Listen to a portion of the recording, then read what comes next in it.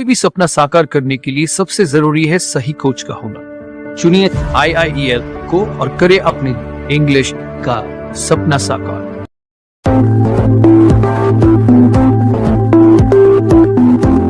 Assalamu alaikum wa rahmatullahi wa barakatuh. Dear students, my name is Khurshid Anwar Qasmi, and today I'm going to teach you lesson number 80 part 2. Dear students, this lesson was too long, that's why I could not make understand you in one video. Therefore, I had to make a second video of this lesson.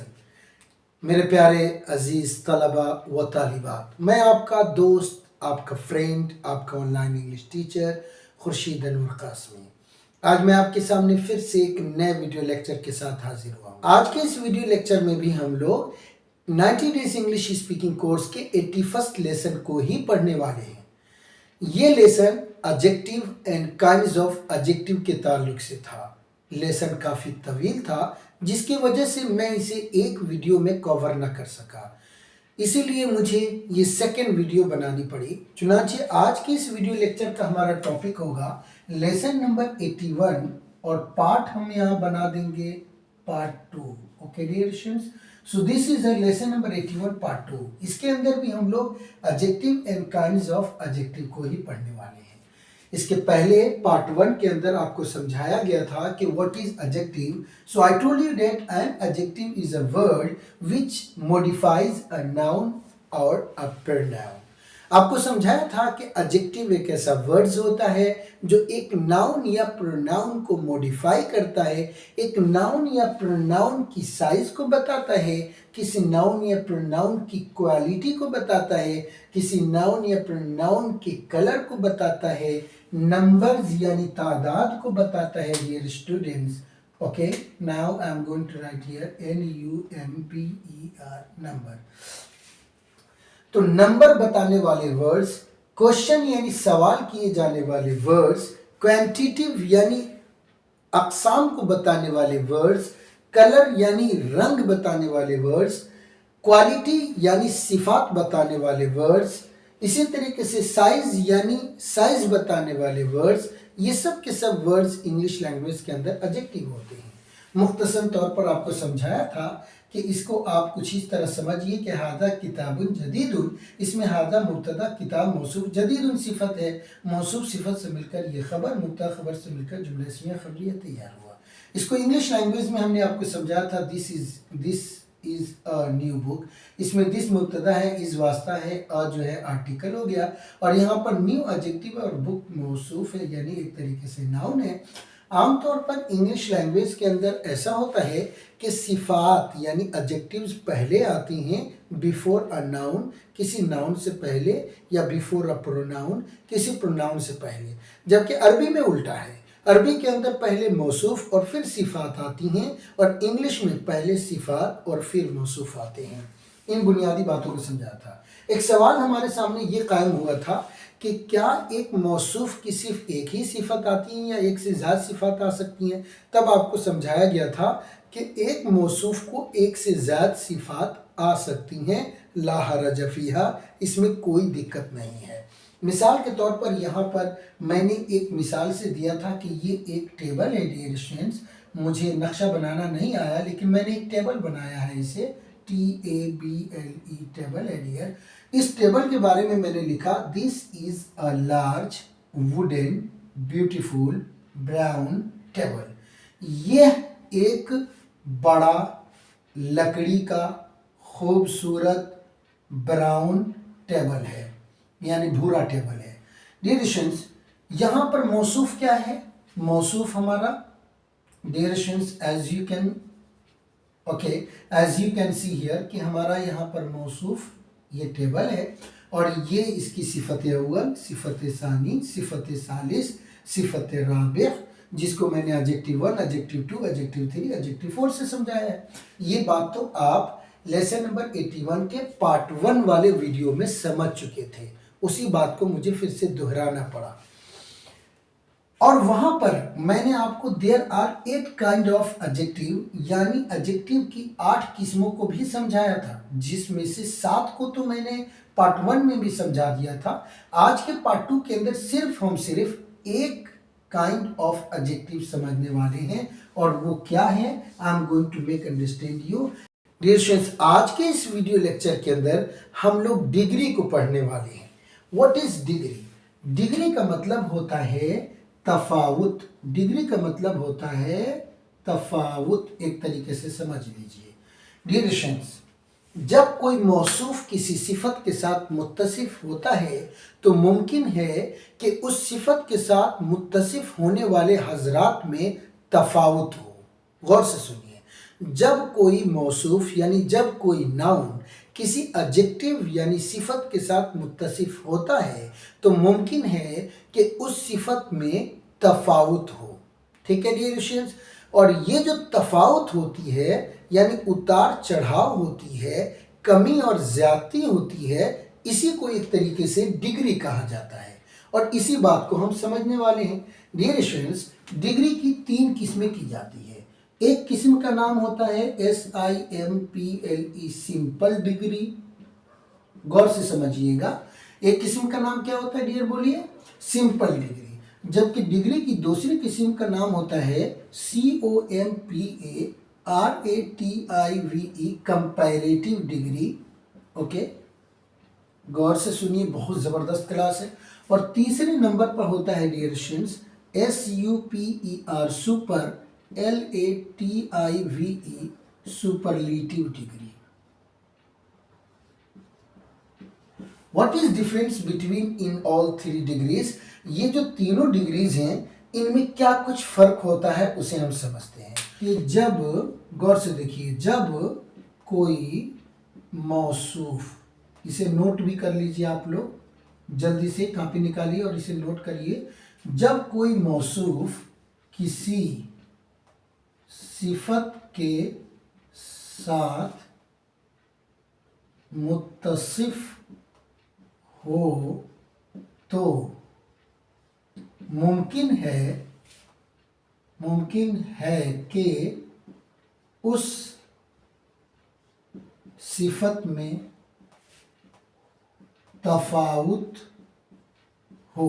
Okay dear students, क्या मतलब हुआ कि जब कोई मौसूफ किसी सिफत के साथ मुत्तसिफ हो तो मुमकिन है कि उस सिफत में तफावुत, यानी तफावुत के साथ आप उस सिफत को मुख्तलिफ मौसूफ के साथ प्रयोग कर सकते हैं, ऐसा मुमकिन है। इसको कुछ इस तरीके से समझिए कि ये 3 दोस्त हैं डियर स्टूडेंट्स।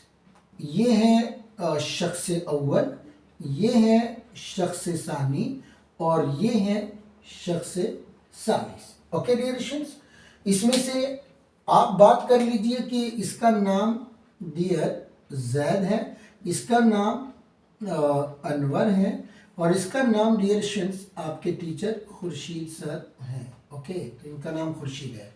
इन तीनों में देखेंगे कि ये तीनों के तीनों मालदार हैं। मालदारी की सिफत में तीनों बराबर हैं। हम कह सकते हैं कि दे आर रिच।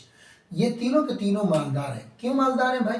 क्योंकि इसके पास डियर स्टूडेंट्स $100 मिलियन है, 10 मिलियन बल्कि मैं लिख रहा हूं। जैद के पास $10 मिलियन है dear students, US dollar, I am going to 10 MS है, ठीक है, $10 मिलियन है। जबकि अनवर के पास डियर स्टूडेंट्स और $100 मिलियन है। ओके डियर स्टूडेंट्स, लिसन, 10, गौर से देखिएगा, बड़ी जबरदस्त अंदाज में समझाऊंगा। 10M और ये S लीजिए, S का मतलब ये डॉलर हो गया। और इसके पास डियर स्टूडेंट्स $1 बिलियन यानी 1000 बिलियन है, 1000 मिलियन S है, यानी डॉलर है डियर स्टूडेंट। ठीक है, तो मिस्टर जैद के पास बताइए कितना दौलत है? $10 मिलियन। ठीक है, मिस्टर अनवर के पास कितने मिलियन है डियर स्टूडेंट्स? जल्दी से बताएं एक मरतबा, ध्यान दीजिए डियर स्टूडेंट्स। मिस्टर जैद के पास कितने मिलियन है? $10 मिलियन। मिस्टर अनवर के पास कितने मिलियन है? $100 मिलियन। और खुर्शीद अनवर के पास कितने मिलियन है? 1000 मिलियन है डियर। इस एतबार से सब के सब मालदार हैं तो आप कहेंगे एक जुमला, दे आर रिच। ये जो 3 लोग हैं ना, ये सब के सब मालदार हैं। दे आर रिच, ये सब के सब मालदार हैं, ठीक है। लेकिन मैं आपसे पूछता हूं, क्या मालदारी की सिफत में सब के सब बराबर हैं? जी, आपका डेफिनेटली जवाब होगा नो। यानी जितना मालदार अनवर है उतना मालदार जैद नहीं है, और जितना मालदार खुर्शीद है उतना मालदार ये दोनों नहीं है। इन दोनों में सबसे ज्यादा मालदार कौन है? तो जवाब होगा सबसे ज्यादा मालदार खुर्शीद है, और ये जो अनवर है ये जैद से ज्यादा मालदार है, और मालदारी की सिफत में तीनों बराबर हैं। तो एक तो ये है कि एक जुमला ऐसा बोलिए जहां पर तीनों को सिर्फ आप मालदार करार दीजिए, किसी के दरमियान तफावत न कीजिए, मुआजना न करिए, कंपैरेटिव न करिए डियर। कंपैरिजन अगर नहीं है तो दे आर रिच, सब के सब मालदार है। लेकिन बात आ जाए कंपैरिजन का, तो बताइए कि अनवर क्या है? जैद से ज्यादा मालदार है। तो आप यहां पर कहेंगे दूसरा जुमला, Anwar is richer, RICHER, richer than Zaid. Okay dear students, I hope so I have written कि Anwar is richer than Zaid, कि अनवर जो है ये जैद से ज्यादा मालदार है। तो मालदारी की सिफत में अनवर जैद से बड़ा हुआ है। लेकिन अब अगर सवाल किया जाए कि सबसे ज्यादा मालदार कौन है, तब आप क्या जवाब देंगे? तीसरा जुमला बोलेंगे, ओके। और आपका तीसरा जुमला होगा, Khurshid is the RICHES richest, Khurshid is the richest, Khurshid सबसे ज्यादा मालदार है, खुर्शीद सबसे ज्यादा मालदार है। तो देखा आपने, मालदारी की सिफत में सब, यहां पर सब मालदार है, बस इतना कहा गया। कौन किससे मालदार है? मुआजना नहीं है। दूसरे जुमले में कहा गया कि अनवर जो है जैद से ज्यादा मालदार है, और तीसरे जुमले में कहा जा रहा है कि खुर्शीद सबसे ज्यादा मालदार। सो डियर स्टूडेंट्स, तवाजुन में जब कोई शख्स सबसे आला मकाम पर होता है उसको हम इंग्लिश लैंग्वेज के अंदर सुपरलेटिव डिग्री कहते हैं, जो सबसे आला मकाम पर होता है, ओके, ठीक है। और जो किसी के मुकाबले में, मैं यहां लिख रहा हूं, किसी के मुकाबले में आला मकाम पर होता है तो उसको डियर स्टूडेंट्स कंपैरेटिव डिग्री में रखा जाता है। और कोई सबसे निचले मकाम पर होता है, निचले मकाम पर होता है, तो वो हमारा सिंपल डिग्री में होता है। तो सिंपल डिग्री में तवाजुन नहीं है। तवाजुन कहाँ पैदा होगा? कंपैरेटिव और सुपरलेटिव डिग्री में होगा, ओके डियर स्टूडेंट्स। तो इस तरीके से डिग्री की टोटल कितनी किस्में बन गई? 3 किस्में बन गई। एक क्या होता है? Simple degree, number 2 comparative degree, number 3 superlative degree. Dear students, इसका एक दूसरा भी नाम है, और वो क्या नाम है मैं यहां पर लिखना चाहता हूं कि इसका दूसरा नाम क्या है। जो सिंपल डिग्री है इसको हम एक तरीके से पॉजिटिव एडजेक्टिव कहते हैं डियर स्टूडेंट्स। कौन सा एडजेक्टिव कहते हैं? जल्दी बोलिए, पॉजिटिव एडजेक्टिव। जबकि ये जो कंपैरेटिव डिग्री वाला एडजेक्टिव है उसको हम कंपैरेटिव एडजेक्टिव बोलते हैं, comparative adjective, okay dear students. और ये जो तीसरा है सुपरलेटिव डिग्री, उसी को हम सुपरलेटिव एडजेक्टिव भी कहते हैं।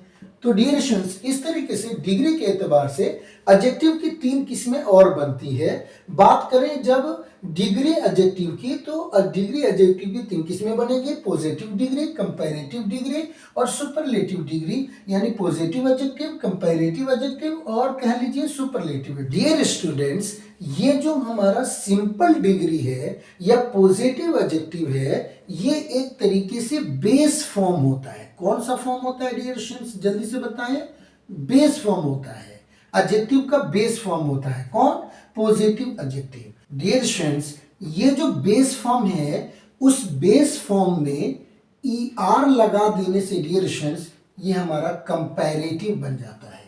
किसी भी बेस फॉर्म में मैं बी एफ लिख रहा हूँ, बी एफ का मतलब बेस फॉर्म, उस बेस फॉर्म में अगर आप ई एर लगा देंगे तो वो क्या बन जाएगा डियर स्टूडेंट्स, कंपैरेटिव बन जाएगा। ठीक है डियर स्टूडेंट्स, कंपैरेटिव बन जाएगा। ओके, तो एक तरीका ये है। और दूसरा तरीका है कि बेस फॉर्म में यहाँ पर आप जो है ना डियर स्टूडेंट्स बी और एफ लिख दीजिए, बेस फॉर्म में आप ई एस टी जोड़ दीजिए। क्या? ई एस टी। अगर ई एस टी जोड़ेंगे तो उससे ये सुपरलेटिव फॉर्म बन जाएगा। Okay dear students, superlative. Okay, I am going to write here superlative form बन जाएगा। कैसे? ठीक है, कोई भी बेस फॉर्म है, कोई भी एडजेक्टिव का जो बेस फॉर्म है उसमें अगर ई आर जोड़ेंगे तो कंपैरेटिव बनेगा और ई एस टी जोड़ेंगे तो सुपरलेटिव बन जाएगा। उसको मैं एक मिसाल से समझाता हूँ। यहाँ पर देखिए R I C H rich है, यहाँ पर कंपैरेटिव बनाने के लिए आर आई सी एच और ई आर जोड़ दीजिए, रिचर हो जाएगा। और सुपरलेटिव बनाने के लिए R I C H E S T richest हो जाएगा। इसी तरीके से एक वर्ड ले लीजिएगा बी आई जी बिग, ठीक है, और यहां पर ले लीजिए B I double G E R bigger. और इसका अगर सुपरलेटिव फॉर्म बनाना है तो क्या करिएगा, B I G E S T biggest. ठीक है, तो ये इसका एक सिंपल कायदा है जो मैंने यहाँ पर इस बॉक्स के अंदर समझाया है डियर स्टूडेंट्स। ये इसका एक बहुत सिंपल कायदा है, ज़्यादा मुश्किल नहीं है कि वाज़ीन लुग़त जो है ना किसी एडजेक्टिव को एक फॉर्म में वज़ा करते हैं। उस फॉर्म में अगर आप ई आर लगा दोगे तो कंपैरेटिव बनेगा और ई एस टी लगाओगे तो सुपरलेटिव बनेगा। ये एक सिंपल कायदा है। क्या ये कायदा हर जगह लागू होता है? सवाल, क्या ये कायदा हर जगह लागू होता है कि सिंपल एडजेक्टिव में ई आर लगाकर कंपैरेटिव और ई एस टी लगाकर सुपरलेटिव बना लिया जाए? क्या ये हर लफ्ज में, हर एडजेक्टिव में लग जाएगा? जवाब है नहीं। कान खोलकर सुन लीजिए, जवाब है नहीं।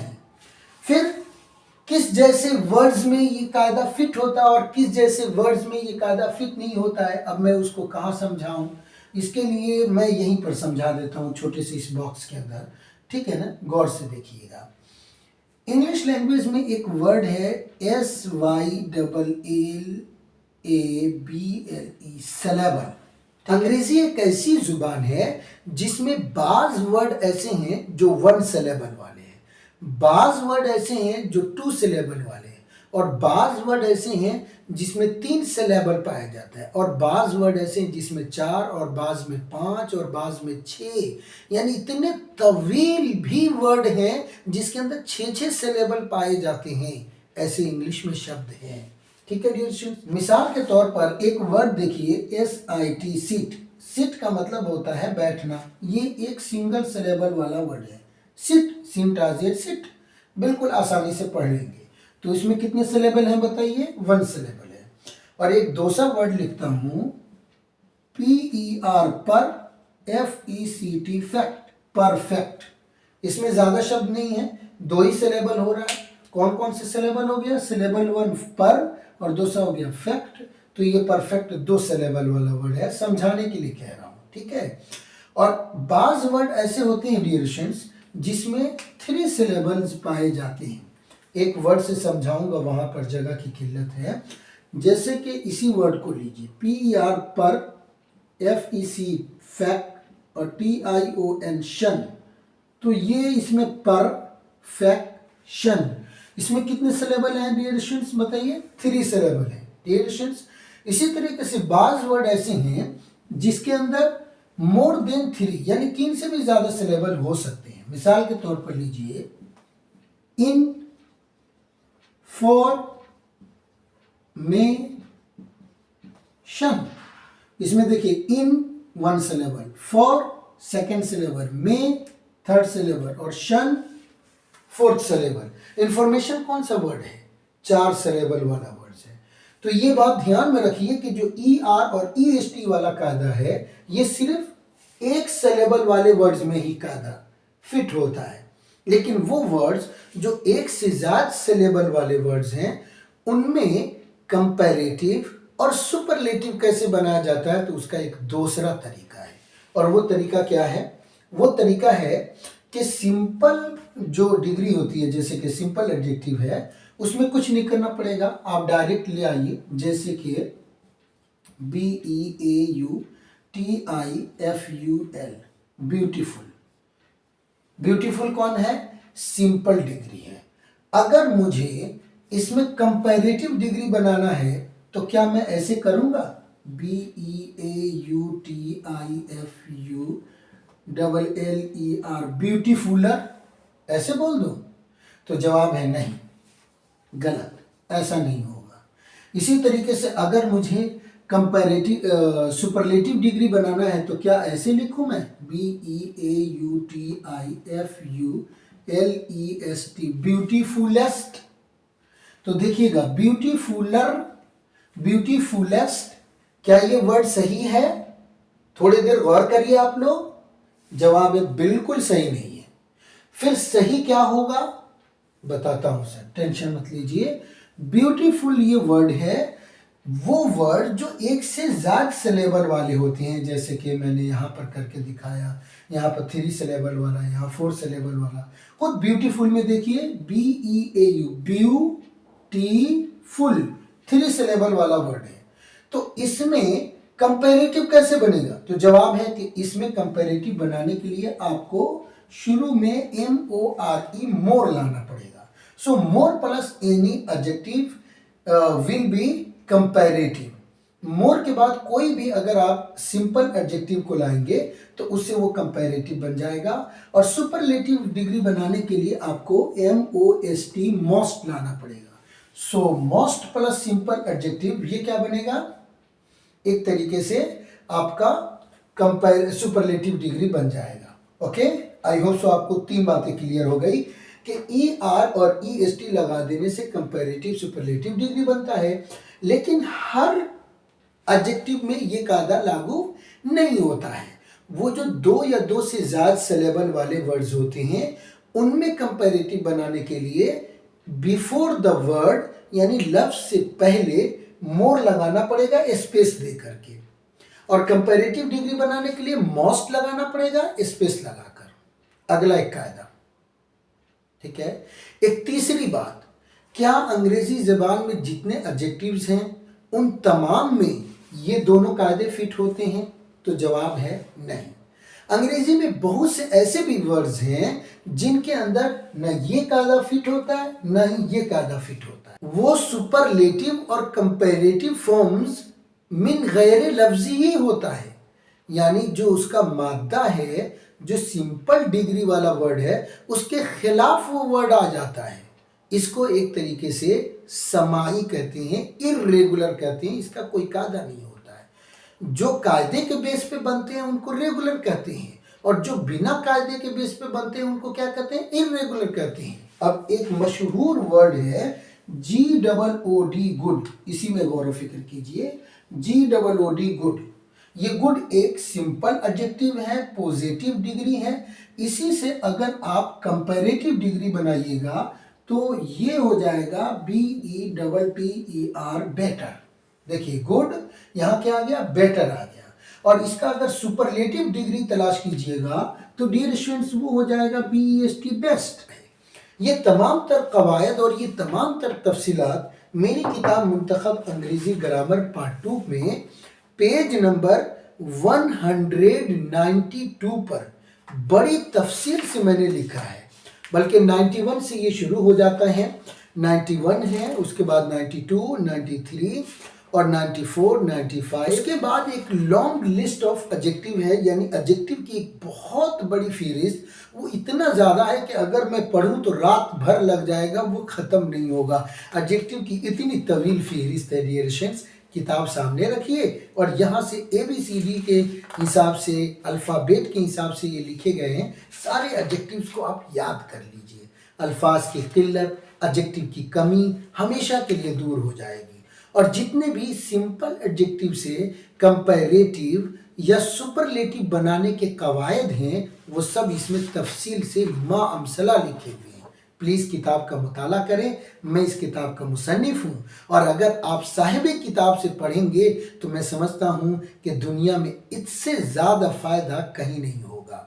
आप बताइए, आप अपने दिल पर हाथ रख करके बताइए, क्या साहिब किताब से बेहतर कोई बंदा आपको समझा सकता है? घर का बंदा जानता है कि घर में क्या है। ओके डियर स्टूडेंट्स, तो अगर आप चाहते हैं कि खुद मुसन्निफ से, साहिब किताब से, एक यूट्यूबर से, इंग्लिश के एक ज़बरदस्त टीचर से आप अंग्रेज़ी सीखें और मेरे जैसा बने, तो प्लीज़ आप नीचे दिए गए नंबर पर कॉल करना हरगिज़ ना भूलें।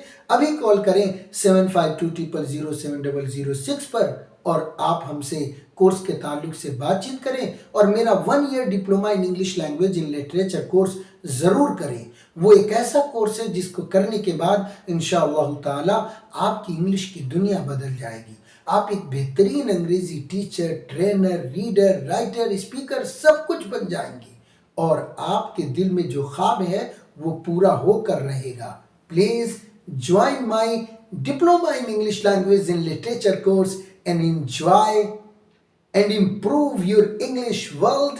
Till then, bye bye. Assalamu alaikum wa rahmatullahi wa barakatuh.